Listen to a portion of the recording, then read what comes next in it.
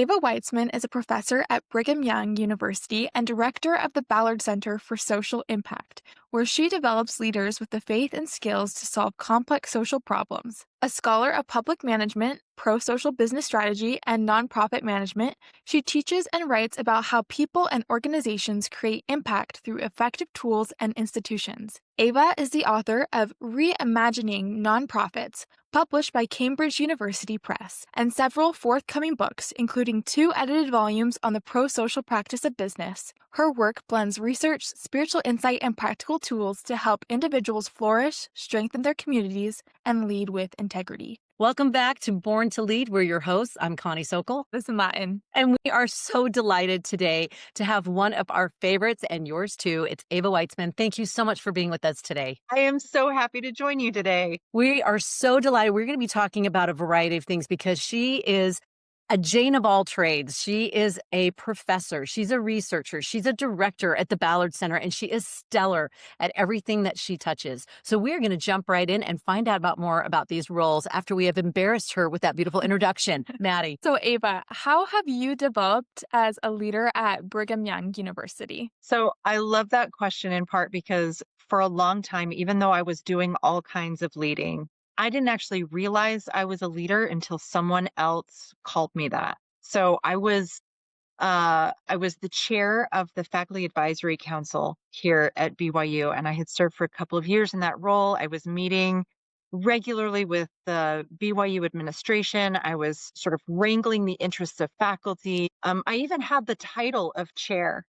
And it was as I was rotating out of that position, I'd served for 2 years, and then academic vice president Shane Reese, who's now, of course, the president of BYU, but then he was the academic vice president, in our transition meeting said, we're grateful to Eva for her inspired leadership. And I had never, I know it's like a humble brag, right? But I had never heard that phrase used. I don't know that I had ever heard that phrase used about a woman, and I'd certainly never heard it used about me before. And I didn't know that I was a leader. I had been, managing and creating organizations. I had been a teacher forever. I had given a devotional that went viral, and I had like hundreds of thousands of views, and I did not view myself as a leader. And it was in that moment, I actually kind of went into what I describe as one of my little identity crises. Like, am I a leader? What does that mean? How do I need to behave differently now that I'm a leader? What responsibilities do I have? It really changed the way I thought about my work and the way I thought about myself. And so there's a lot that BYU has provided to me in terms of opportunities to lead. And I feel like I've been richly blessed with the ability to kind of assimilate and learn, sometimes very formally. I have an MPA, which is a degree that teaches you how to manage organizations, but also a lot of that you learn on the fly when you're actually having to work with people. I've had a lot of those opportunities here, but it wasn't until I identified as a leader that I really started to do it on purpose. And that, I think, was a really pivotal moment for me. And I'm actually grateful for those words from Shane Reese because they really made me think about things differently. That is so powerful. And I love the fact that, we hear that especially for women, that women need to be, Susan R. Madison talks about, be tapped on the shoulder 3 times. For you to be in so many situations where you are a natural leader and to not have seen yourself as a leader, and then someone in a situation and in a position that gets that credibility, right? That gives you that esteem for that person, and they say something like that, how powerful that is. And that's for all of us. And I kind of want to piggyback on what you were just talking about because your devotional did that for me. I'm going to try not to get emotional, but I think it, obviously because it went viral, it did it for so many, but especially for the women. And the devotional, we will put it in the notes. It's Women and God, Women and Education, a future only God could see for you. And I've so dog-eared and underlined, but it talked about that vision of who you are and who God can help you become. And I think that's a key piece for being a leader. So can you tell us a little bit about what the impetus was to write that and share that? And then now, is there anything that you would change, would add, and, kind of expand on that? Yeah. So the process of giving that devotional was miraculous from start to finish. So I had been sort of thinking about TED Talks, actually. TED Talks were kind of all the rage, right? And I was thinking about what would I give a TED talk on. And as I really pondered that, I came to the conclusion that what I really wanted to give a TED talk on, what I really wanted people to understand was that they were beloved children of our Father in heaven. And then I was like, well, what I want to give isn't a TED talk. What I want to give is a devotional, right? Like that's really what's in my heart and my mind. And so then I started thinking about, well, what if I ever did get a chance to give a devotional? Like, what would I give that on? And I had sort of come around to, the people that I saw most often questioning God's purposes for them were the women who were here seeking especially higher learning and moving on in the world as leaders. And it felt like they needed kind of a doctrinal understanding of why that was such an important thing for them to be doing. And I was like, if I were asked to give a devotional, that's what I would give my devotional on. And I kid you not, it was the next week that Matt Richardson called me, and I was on maternity leave at the time. So the call was a surprise on so many levels. And when he asked me if I would give the devotional, of course I said yes. And then I said, I am so surprised right now. This feels so miraculous. He's like, tell me about that. And so I told him the story. I'm like, I had literally just been thinking about this and had just landed on what message I felt like would be right for me to deliver when you called. And he said, you would be surprised how often I hear that. You would be surprised how often people are really being moved in these messages. And then as I prepared, I had several weeks to prepare the actual devotional. And I have never before and never since had that level of line by line co-editing through the Spirit as I did with that talk, to the point where it was so awkward when people would give me compliments. They would say, oh, that was a beautiful devotional, or it was very meaningful to me. And I would be like, oh, it wasn't mine. Like, yeah, I gave it, but like, that's the Lord's devotional. And it would make these really awkward moments. People were trying to, share with me this shared experience. And I was like, I can't take credit for it. It was all the Spirit. And that's true, but also what a beautiful gift to be able to have those moments with people and to connect around this message that meant so much to many of us, right? I mean, I feel like I received that message as much as I gave it. So that was a really fun experience. You asked if I would do anything differently. I don't know that I would change anything in that message, just because there was so much guidance in the way that it ended up. But if I were given the opportunity to give another talk now, I might talk specifically about women in leadership, a future only God could see for you, because I think that same idea of women being hungry to understand why the Lord is leading them to education and what he might be educating them for, and how sometimes that's different from the other messages they're getting in the world. Like me, I think many of them are not hearing the rest of that call, which is a call to lead, and to lead in their communities, to lead in church, to lead at work, in our families. There are so many places where our skills and our voices are needed, that I think that's the addendum that I would offer if I were given the chance today. Okay, duck, because you don't know if we put this out, just watch the phone ring. I'm just saying, we are front and center if you do. Well, I was just going to say, it's perfect that you're on this. I mean, that is exactly what we're doing. We're trying to teach women how to lead. I mean, young adults as well, but women, because they haven't gotten a lot of chances to learn about that specifically for themselves. And something I love that you promote is the motto, "Lift where you stand." Can you explain how that might apply to leadership? Yeah. So this is Elder Uchtdorf.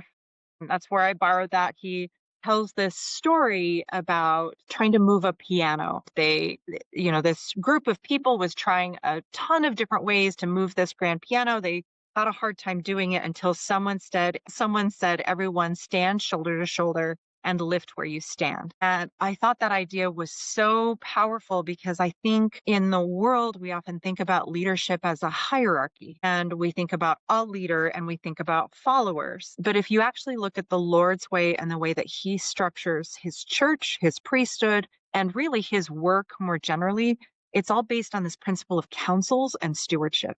And so the idea of lift where you stand, to me, resonates really deeply with where I stand is my stewardship. And, I can stand in a space where I have specific skills, or I can stand in a specific geography, or I can stand with particular people or in a particular organization. And then my job there is to lift, and lifting in your stewardship really is leadership. And so I think that idea is really central to the Lord's way of leading. I think it was President Hinckley who talked about how each of us had as much responsibility in our areas of stewardship as he did in his. And I remember hearing that. I was a very young woman at the time, but that idea stayed with me because I was like, wait, I'm as important as the prophet, and the things that I'm doing are as important as the prophet. And for some reason, I was able to hear that message. And it really shaped my relationship with the priesthood. It shaped my relationship in the church, and it shaped the expectations that I have for the way that we lead together. And I love that now we actually have formal councils in like our Relief Society meetings, for example. Like we are empowered to take that leadership ourselves and to identify needs in our wards and to counsel together about how we might need them or meet them together. And it's just such a beautiful pattern. So lift where you stand means a lot to me in the leadership space. I absolutely love that. Can you give us maybe an experience of where you've really felt that that motto resonated so deeply in your life? Yeah, well, I mean, I think it resonates, especially right now in my role as director of the Ballard Center, because if you look at kind of the org chart at BYU, it looks like I'm the boss of several people, and they're doing that work, but really the way that it was structured before I even came here, because it's such a true principle that many of us are trying to follow, is that we have a stewardship council. And no matter what the org chart says, we counsel together, and every person sits there as an equal and represents the viewpoint that they have for their stewardship, but also any other sort of personal background that they have or insight that they have. They are welcome to bring that to the table. And so as a leader, a very formal leader in an organization, as the director, right, I have the opportunity to invite a lift where you stand culture and to perpetuate that throughout the organization. And I hope throughout anyone else that interacts with us. And part of the way that that empowers me as a director is that it actually increases my capacity tremendously, because now instead of counting on my expertise and what I know to sort of boss everything around, I have this beautiful equal playing field where people feel safe and willing to talk and to challenge and to share and to vision and to bring their spiritual gifts to the table. And the miracles that I have seen come to pass in the 2 short years that I've been in this role are incredible. And I credit it to those true principles of counseling together and of understanding our stewardships. And I think Lift Where You Stand just sums it up so beautifully. I'm thinking about you working with these students. We had the opportunity to interview a couple of them, and they are absolutely stellar. This whole lift where you stand leadership, and then also you're doing what you do at the Ballard Center for social impact. What experience have you seen with those miracles of those two coming together, watching these students be able to now they go in and lift where they stand to make a difference social? Yeah, they absolutely do. So one of the challenges with working with students is they have so much energy and passion and a lot of skills that they have gained from their life, their experiences, and also classwork. But in many cases, they don't have a ton of experience and not necessarily as broad of networks as are needed to get some of the social impact work done that we do. And so a lift where you stand mentality, especially in working with our students, involves a lot of mentorship where we understand that our students are student practitioners. And so they're learning, but they're also practicing at the same time. And so we're sort of trying to strengthen them to lift more where they stand, but also understanding that there is so much that they can do and give. And so they do a lot of convening. And in fact, we have a fellows program where we have students who are convening faculty at BYU and also community leaders who are working on the same issue areas. So we have one, for example, that's working on homelessness, and that team actually gathered information through research on some new approaches to strengthening the community that's supporting people who are experiencing homelessness. And they developed their own version of that program, made connections in the community, and piloted a 13-week program and evaluated that. I mean, this is our students right now, right? But they did it in council with faculty and research and in council with the community so that they could run this program pilot and then evaluate whether or not it was improving outcomes for the people that they were serving. So existing in council, the students themselves didn't have to have the facilities to be able to bring people to. They didn't have to have done all the research that they brought to bear. They operated in counsel, and that counseling together really empowered that team to do something that is hard to do. It's hard to do even in when you're a professional. And they did it, and they did it with grace, and they overcame every challenge as they were trying to put on that program. But I think it's that same principle, right? You lift where you stand, and you do that in counsel with other people, and that makes it possible to do more than you could do alone. I love this so much because we see this in Christ's leadership. We see it in scripture. We see it right back from the heavenly council, right? It's all, we're all doing this together and it's collaborative. And we see in the scriptures, every member of the body is necessary, whether you're a head, a foot, a hand. And as we bring all that to the table, then you see the loaves and fishes principle, right? Just bring what you have and then God will magnify it. He'll combine it. He has that capacity. And through the Savior's atonement, he makes it all just work together for our good. I just think that is fantastic. And we want to talk a little bit about those Christ-centered leadership principles. Can you, I know you've talked about this with this collaborative, this lift where you stand. As you've been working with students and as you've been leading and seeing yourself as this leader, is there another Christ-centered leadership principle that you're like, I didn't think of this as a go-to, but this has been a go-to for me? Yeah. Well, I'd love to actually talk about our value of being Christ-led. And there's a difference between Christ-like or Christ-centered and Christ-led. And I think we need all three of them. But I don't hear Christ-led as often, and it's one of our Ballard Center values. So I really want to talk about that a little bit. So when we talk about being Christ-led, for me, what that means is that we are looking to Jesus Christ's example. What did he do and what did he say? And for us, that's in the specific context of social impact. So what did he do and what did he say to increase human flourishing and decrease human suffering? How did he do that? And then we try to do what he did. But we also look for how he leads us today. So we look at prophets and apostles and we listen to what they are teaching. So being Christ-led, in addition to his example and his words, also means listening to what prophets and apostles are teaching us, again, in our context, about lifting others and alleviating poverty and engaging in social problem solving.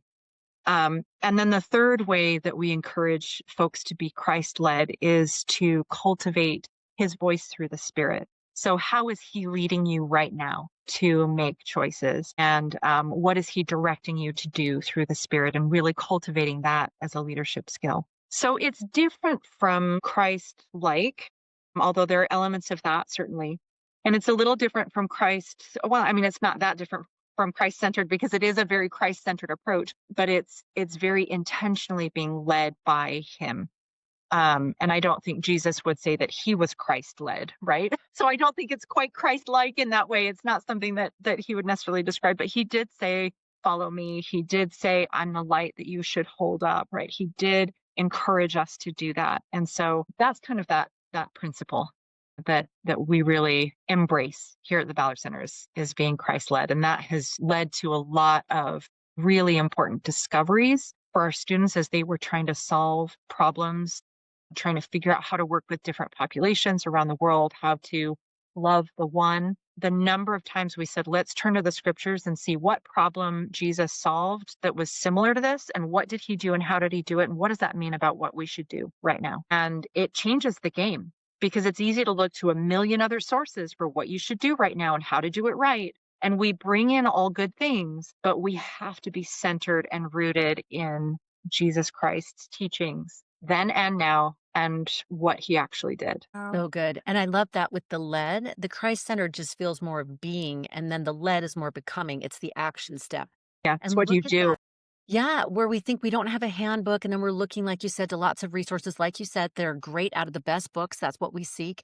But that whole idea of going right to the scriptures and then seeing the parallels, seeing the usefulness of scriptures in our day from over 2,000 years ago, just how powerful that is for actually leading like Christ. I love how you bring up leading after Christ. It's almost as though we are followers of him. And that's what he asks us to be followers of him. And therefore, we actually become leaders as we are following Jesus Christ. I think that in itself is so profound and beautiful. And Ava, is there a Christ-led skill that maybe our listeners can start developing today? Well, I would encourage listeners to think about their own spiritual gifts. So, this principle that each of us has been given divine spiritual gifts that may be unique to us. I think it's awesome that we get to covet other people's spiritual gifts and we can actually learn and grow in those, which is a beautiful thing.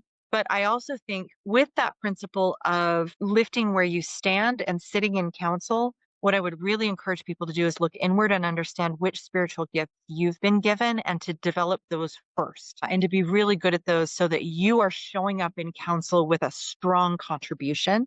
For me, I would have to say that the one that I have been working on developing in myself is understanding how to use my gift of vision. So I am able to see lots of different potential futures and I can get very excited about them. And so I have to, in some ways, use that gift very wisely because as a leader with a budget and with human resources, I can get really ambitious with my vision and burn everyone out in pursuit of it if it's not the right one. And so I have to hone that skill. I feel like having a vision for what could be comes really natural to me. It's a spiritual gift that I have. But in developing that, it's actually bridling it and understanding, is this the future that Heavenly Father wants me to pursue?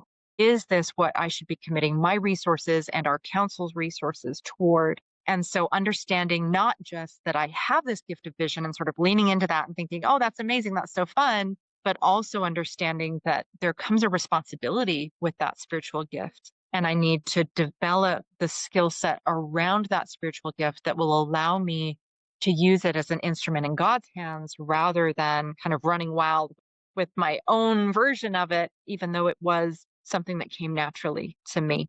I think any of my colleagues or coworkers who are hearing this right now will be nodding their heads in agreement. Like, yeah, Ava has lots of big ideas. And sometimes if she gets too excited about things, she can pull us in directions that make it hard. And that's a leadership skill that I've been learning, both to hone that spiritual gift and to refine it in a way that I'm using it appropriately. So again, I think there are parallels of that for everybody. Everybody's got gifts that are more natural for them and they should simultaneously like lean into that and develop that, but then also understand what limitations or values or frameworks should they put around that so that they're using it for God's purposes and it will just empower their work so much if they do that. My goodness, this makes me think.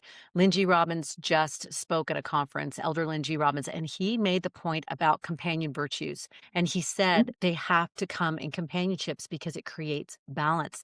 So when you're That's talking right. about passion, it needs bridling, mercy needs justice, Yep. diligence needs, meekness needs boldness. And that has blown my mind since I've heard it. And just as you're talking about that, that talk from Elder Suarez in conference, a recent general conference on temperance, and how is sort of that buffer on all of these virtues and it keeps it in its right space. So I love that you bring that up because sometimes we can feel as a leader, because I got the divine download, then that must be right. So we must go for it. And I Yeah. appreciate that restraint, the learned restraint of being able to pull that back and not necessarily have to be like, is it right? Is it right? But more of, okay, let's approach this in a more measured way. Beautiful Yeah. point. Yeah. You have a lot of wisdom, and our listeners are going to learn so many incredible things. And we want to wrap up this podcast with one final question that we ask all of our guests. And it is, what does being born to lead mean to you? For me, being born to lead means that I was born a child of God. And the reason that I'm here on earth and the reason for everything, every hardship, every joy is this process of becoming like Him. I mean, Heavenly Father and Jesus Christ are the ultimate leaders, and the opportunity to become like them that we have here on this earth through this mortal experience is what it means to me to be born to lead. Beautiful. I know people are going to want to connect with you. What's the best way for them to find out more or reach you? Absolutely. So I am on socials, depending on which one you're looking at. It's usually just Eva Witesman at Eva Witesman is the easiest way to find me. If you spell my last name right, I'm easy to find. There aren't that many Weitzmans who spell their name the way I do. So by all means, reach out. Fantastic. And we will have that in the notes. Thank you so much for being with us today. Fantastic information and wisdom and applicable tools to help us to be able to lead like him. Until Next time, knowing that you are born to lead, how will you live as leaders for Him?